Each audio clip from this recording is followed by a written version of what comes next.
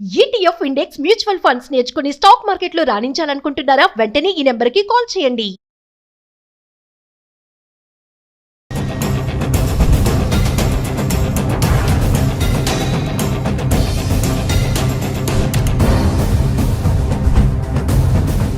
Hello viewers, welcome back to our channel.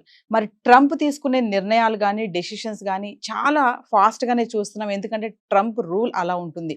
ఉన్నటువంటి ఈ 4 సంవత్సరాల్లో కూడా ఆయన ఒక మార్గం నిలిచిపోవాలనుకుంటున్నారు. మరి ఇందులో చూసుకుంటే ఒకటి, ప్రభుత్వ రంగ ఉద్యోగుల్ని కూడా తగ్గించే ప్రక్రియలో 8 నెలల జీతం ఇచ్చేస్తాము, ఇమీడియట్లీ రాజీనామా చేయండి అని చెప్పడంతో మరి ఈ రోజు ట్రంప్ ఇచ్చినటువంటి ఆ ఎఫెక్ట్ ఫలించిందని అనుకోవాలి. 40,000 మంది ఉద్యోగులు ఉన్న పలంగా రాజీనామా చేసేశారు. మరి దీనిపైన మాట్లాడడానికి మనతో పాటు ఉన్నారు center for human security studies founder and executive director Kanneganti Ramesh Babu గారు. సార్తో మాట్లాడదాం. నమస్తే సార్. నమస్తే నవీన్ గారు. సార్, మా 6th ఫిబ్రవరి డెడ్ లైన్ పెట్టారు. 8 నెలల జీతం ఇచ్చేస్తాము, ఇమీడియట్లీ రాజీనామా చేసేస్తా అని చెప్పారు. మరి ఈరోజు ట్రంప్ ఎఫెక్ట్ ఫలించిందని అనుకోవచ్చు అంటారా? 40,000 మంది ఉద్యోగులు రాజీనామా చేశారు సడన్ గా. దీన్ని ఎలా చూడొచ్చు అంటారు? డొనాల్డ్ ట్రంప్ అమెరికా అధ్యక్షుడిగా 47th అమెరికన్ ప్రెసిడెంట్ గా ఆయన ప్రమాణ స్వీకారం చేసిన తర్వాత ఒక 100 ఎగ్జిక్యూటివ్ ఆర్డర్స్, ప్రెసిడెన్షియల్ ఆర్డర్స్ మీద ఆయన సైన్ పెట్టారు. అందులో ఒకటి ఏంటంటే, ఎవరైతే ప్రభుత్వంలో ఉద్యోగులు ఉన్నారో వాళ్ళు ఒక 8 నెలల్లో మీకు సంబంధించి డబ్బులు కూడా ఇస్తాము, మీరు మీ ఉద్యోగాలు వదులుకుంటే, అంటే he has identified certain jobs which are non-performing or which are becoming overburdened on the US economy.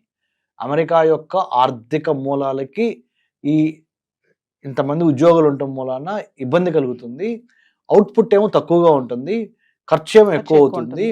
ఆ ఖర్చు ఆదాయాన్ని బ్యాలెన్స్ చేయటం కోసం అమెరికా ప్రభుత్వంలో పనిచేస్తున్న కొంతమంది ఉద్యోగుల్ని, కొన్ని పోస్టుల్ని గుర్తించి వాళ్ళని మీరు తప్పుకోండి, వాలంటీర్గా స్వచ్ఛందంగా తప్పుకోండి, లేదా నేనే తొలగిస్తాను మిమ్మల్ని.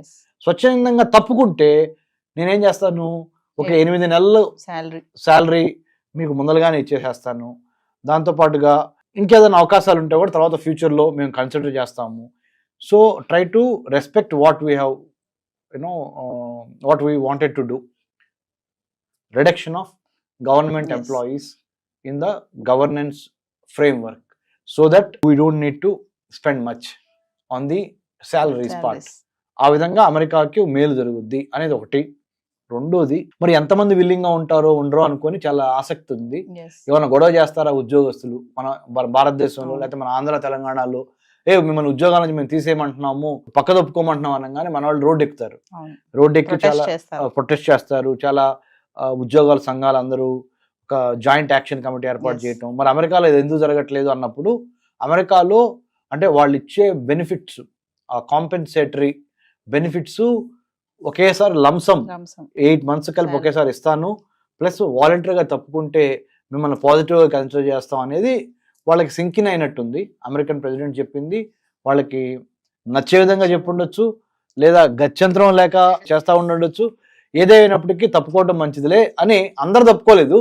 కొంతమంది 40,000 మంది వరకు తప్పుకున్నారు.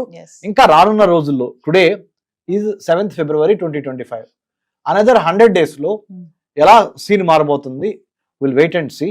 But definitely internal revenue service తీసేసి ఎక్స్టర్నల్ రెవెన్యూ సర్వీస్ పెట్టాడు అమెరికన్ ప్రెసిడెంట్ డొనాల్డ్ ట్రంప్. అంటే అర్థం ఏంటంటే, అమెరికన్ సిటిజన్స్ ఎవరు ఇన్కమ్ ట్యాక్స్ కట్టక్కర్లా, ట్యాక్సులు కట్టక్కర్లా, మీరు హ్యాపీగా డబ్బులు ఖర్చు చేసుకోండి. మీరు డబ్బులు ఖర్చు చేస్తే అది ఎకానమీ రొటేషన్ అవుద్ది, బయింగ్ అండ్ సెల్లింగ్ పెరుగుద్ది. పెరగటం మూలన మా ఆర్థిక వ్యవస్థ మళ్ళీ ట్రాక్ ఎక్కుతుంది. మరి డబ్బులు ఎక్కడి నుంచి తీసుకొస్తారు ప్రెసిడెంట్ ట్రంప్ గారు అని మీరు అడుగుతారేమో అని చెప్పి ఆయన ఏమన్నాడు, ఈ ఎక్స్టర్నల్ రెవెన్యూ సర్వీస్ ERS అనేది క్రియేట్ చేస్తాను. వేరే దేశాలు, ఏ దేశాలు అయితే అమెరికాతో వర్తక వాణిజ్య వ్యాపారాలు చేస్తా, అమెరికాకి వాళ్ళ వస్తువుల్ని వాళ్ళ వైపు నుంచి మనకి పంపిస్తారు, ఎక్స్పోర్ట్ చేస్తారు, మనం దిగుమతి చేసుకుంటాం.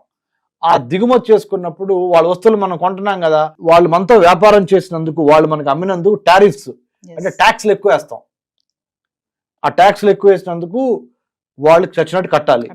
ఆ వచ్చిన డబ్బులతో నేను మీ జీవన ప్రమాణాలు మెరుగుపరుస్తా, అమెరికా పౌరులు మీ దగ్గర నుంచి ట్యాక్స్ తీసుకోను. ఇప్పుడు వరకు ఏమైంది అంటే, ఈయన ఉద్దేశం ఇప్పుడు వరకు అమెరికా ట్యాక్స్ పేయర్స్ మనీతో వేరే దేశాలకి వెల్ఫేర్ చేశాము, ఇప్పుడు వేరే దేశాల మనీతో మనము మన వాళ్ళు బాగుపడాలి. ఇప్పుడు వరకు జో బైడెన్ కానీ, అంత మొదలున్న బరాక్ ఒబామా కానీ, అంతకు ముందులో ఉన్న బిల్ క్లింటన్ కానీ, అంత ముందులో ఉన్న మిగతా ఏ ప్రెసిడెంట్ అయినా జిమ్మీ కార్టర్ కానీ, అంటే ఇదంతా డెమోక్రటిక్ ప్రెసిడెంట్ నేను చెప్పింది. రిపబ్లికన్ ప్రెసిడెంట్స్ ఎవరు? Senior, Bush junior, Donald Trump. So వీళ్ళందరూ రిపబ్లికన్ పార్టీ ప్రెసిడెంట్స్. సో వాళ్ళు ఇప్పుడు ప్రెసిడెంట్ గా ఉన్నారు కదా. Donald Trump is republican. Republican గుర్తేంటి?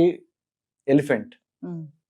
అంటే big business houses, orthodox, conservative, Anglo Saxon, Christian, Jewish of high level. These are all అమెరికాలో ఉన్న republican party base, social base ఇది. డెమోక్రాట్స్ అంటే ఎవరు? డాంకీ గుర్తు, వాళ్ళ పార్టీ గుర్తు డాంకీ, గాడిద. Blue collar workers, minorities, LGBT community, immigrants, తర్వాత హిస్పానిక్, లాటినో, ఏషియన్ ఇండియన్, ఎవరైతే చిన్న సన్నకారు రైతులు అంటాం కదా మనం ఇక్కడ తెలుగులో, అలాగే చిన్న మధ్యతరగతి పరిశ్రమలకు సంబంధించిన వాళ్ళు, ఇలా working class, blue collar working class అంతా డెమోక్రటిక్ పార్టీ సోషల్ బేస్. అది డెమోక్రటిక్ పార్టీ నిలబడటానికి ఈ సెక్షన్స్ ఆఫ్ సొసైటీ దే support.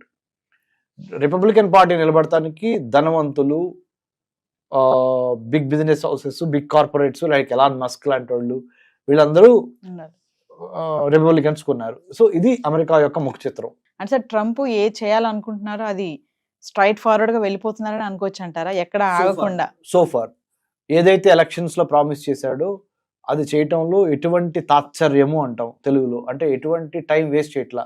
He's not wasting a single minute on what he has promised during elections after he has won the election and took over as the 47th president of the United States of America.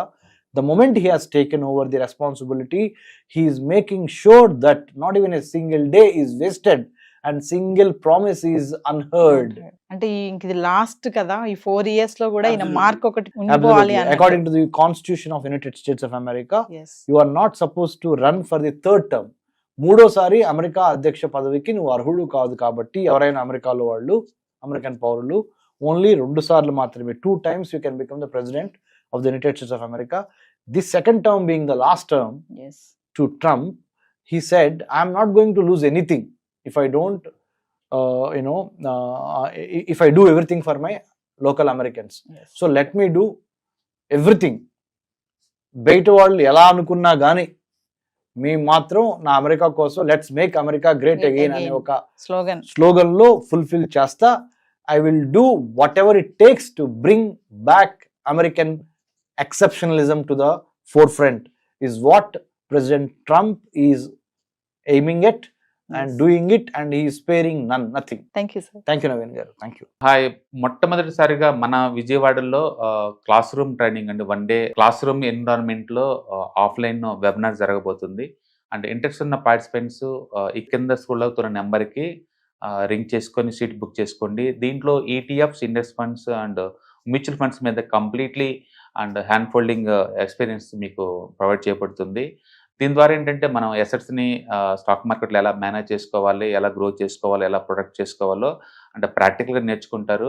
And మీ ఇప్పటి వరకు మనం ఆన్లైన్లోనే మీరు attend అవుతున్నారు. ఇక నుంచి మీరు మన విజయవాడ సిటీలోనే అండ్ లైవ్లో క్లాస్ రూమ్ ఎన్విరాన్మెంట్లో నేర్చుకునే ఛాన్స్ దొరుకుతుంది. కాబట్టి ఇంట్రెస్ట్ ఉన్న పార్టిసిపెంట్స్ కింద స్క్రోల్ అవుతున్న నెంబర్కి పింగ్ చేసి సీటు రిజర్వ్ చేసుకోండి. Thank you.